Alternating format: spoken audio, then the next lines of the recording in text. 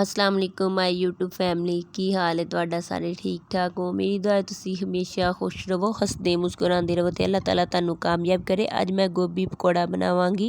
1 kilo गोभी लई ते उन्हें चंगी तरह धो के साफ करके वड्डे वड्डे साइज़ दा कटिंग कर लिया। ते एक मैं बर्तन लिया वे, उहदे विच मैं 1 टेबल स्पून नमक पाया ते सारी गोभी मैं इहदे विच पावांगी। पा के असीं इहनूं बॉयल करना। बॉयल इन्ना करना कि गोभी साडी थोड़ी जी हाफ गल जाए तो हाफ कच्ची होवे। ते असीं इहदे विच थोड़ा जिहा पावांगी मैं अदरक, मोटे मोटे पीस करके तुसीं पा लैना वे। इहदा बहुत ही मज़ेदार टेस्ट आंदा है गोभी पकौड़े च। ते इस तो असीं इन्नू पाया, इन्नू तुसीं चॉप करके भी पा सकदे। 4 चम्मच मैं इहदे विच काली मिर्च पाई है, 4 चम्मच मैं इहदे विच दादर मिर्च पाई है, हाफ टेबल स्पून मैं इहदे विच जीरा पाया ते हाफ टेबल स्पून जीरा पाया। 4 चम्मच मैं इहदे विच पाया है दालचीनी दा पाउडर। चुटकी भर मैं इहदे विच जरदा कलर पाया ते थोड़ा जिहा मैं बेसन लिया है।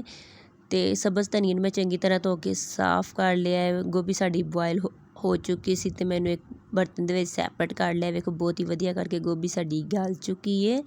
ते असीं इहनूं हुण थोड़ा जिहा ठंडा कर लांगे। ठंडा करन तो बाद असीं इहदे विच सारे मसाले पावांगे जिहड़े असीं कटिंग करके रखे सन। इहदे विच मैं एक वड्डे साइज़ दा प्याज कटिंग कीता है। इन्हां सारे मसालिਆਂ ਨੂੰ चंगी तरह तुसीं मिक्स कर लेना है प्याज दे विच सब्ज़ धनिया पा के। ते पानी असीं इहदे विच हजे नहीं पाना है, बाद च पावांगे। इत्थे असीं सारा मसाला जिहड़ा तैयार कर लिया सी, थोड़ा जिहा पानी भी मैं छट्टा लाया सी।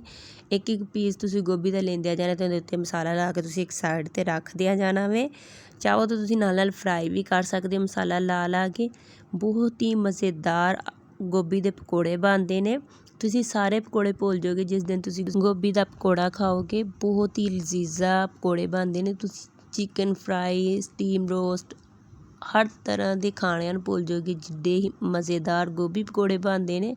अज तो बाद तुसीं सब तो पहली फरमाइश ये करोगे कि गोभी पकौड़ा घर च बनना चाहिए।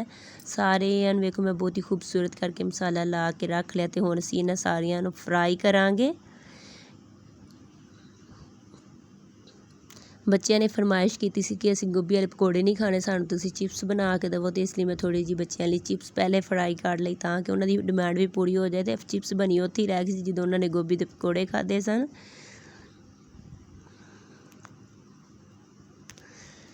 घी तुसीं गर्म कर लेना, तो उहदे विच एक एक करके पकौड़ा तुसीं मसाला ला ला के पांदिया जाना है। गोभी के पकौड़े वेखो बहुत ही खूबसूरत जे करके गोभी के पकौड़े तैयार हो चुके हैं। मायोनीज़ ते कैचअप नाल तुसीं सर्व करिया जे। मैं पूरी कोशिश की है कि तुहानूं स्टैप बाय स्टैप सिखा सकां, प्रॉपर गाइड कर सकां। अगर वीडियो चंगी लगे तो मेरे चैनल को सबसक्राइब करिया जे, आल नोटिफिकेशन ऑन करिया जे, तो क्यूट जिहा कमेंट करिया जे। माह रमज़ान का मुबारक महीना चलता पे, तो मेरी आल ओवर फ्रेंड नाल गुजारिश है कि मेरे बेटे लिए खसूसी दुआ करो। हो सकता है तुहाडे किसी एक इंसान की दुआ नाल मेरे बेटे नूं अल्लाह ताला सेहत दे दे। इसलिए मेरी सब तो कीमती तोहफा तुहाडी तरफों यही है कि तुसीं मेरे बेटे लिए दुआ करोगे। लाइक चाहे ना करो, चैनल को सबसक्राइब चाहे ना करो, मेरे बेटे लिए दुआ ज़रूर करिया जे। पकौड़े साढ़े वेखो बहुत ही खूबसूरत जे तैयार हो चुके हैं। तो साढ़े पकौड़े की फाइनली लुक है। अगर चंगी लगी होवे तो चैनल को सबसक्राइब कर लिया जे, आल नोटिफिकेशन ऑन करिया जे, तो क्यूट जिहा कमेंट करिया जे। दुआ करना ना भुलिया जे। मिलते हैं अगली वीडियो च नवे खाने नाल। अल्लाह हाफिज़।